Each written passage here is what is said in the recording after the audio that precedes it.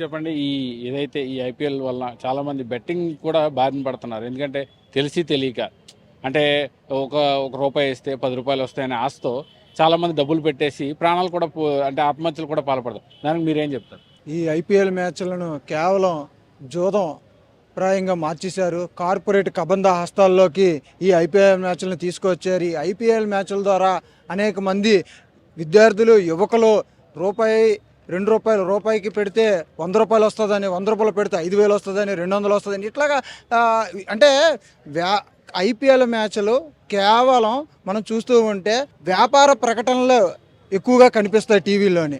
Cricket match కంటే వ్యాపార ప్రకటనలకి ఎక్కువగా పరిమితం చేశారు. ఇది కేవలం ఐపీఎల్ మ్యాచ్లు ఫ్రాంచైజీలు తీసుకొని స్పాన్సర్షిప్ల పేరుతోని, బెట్టింగ్ యాప్లతోని కనెక్టివిటీ మాట, ఈ కనెక్టివిటీతోనే ఎక్కువగా ప్రచారం పొంది జనాల్లోకి తీసుకెళ్ళి ఈ ప్రచారం నిర్వహించడం వల్ల ఈ ఎవరైతే ఈ క్రికెట్ అభిమానులు ఉన్నారో ప్రముఖ క్రీడాకారులు చెప్పడం వల్ల వాళ్ళ అభిమానానికి లోనయ్యి ఈ బెట్టింగ్ యాప్లను డౌన్లోడ్ చేసి డబ్బులు పోగొట్టుకునే పరిస్థితిని తీసుకొస్తున్నారు.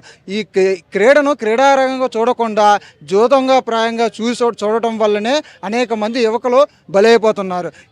ఇదే పరిస్థితిని మనం చూసుకున్నట్లయితే ఈ నేపథ్యంలోనే మరి బెంగళూరులోని 11 మంది ప్రాణాలు పోవడానికి ప్రధాన కారణము ఆ నిర్వాహకులు ఆ రోజు విజయోత్సవాలు చేసిన పైనే ఉంది. అటువంటి పరిస్థితుల్లో కూడా బాధ్యత వైఫల్యం కూడా చట్టపరంగా కనిపిస్తుంది. దీనిపైన పూర్తి దర్యాప్తు చేయాలి. వారిపైన హత్యాత్మక కేసులు కూడా పెట్టాలని ఏవైపుగా డిమాండ్ చేస్తున్నాము. అట్లాగే క్రీడను క్రీడారంగంగా చూడాలి. జూదప్రాయంగా చూడడం వల్లనే ఇటువంటి ప్రమాదాలు జరుగుతున్నాయి.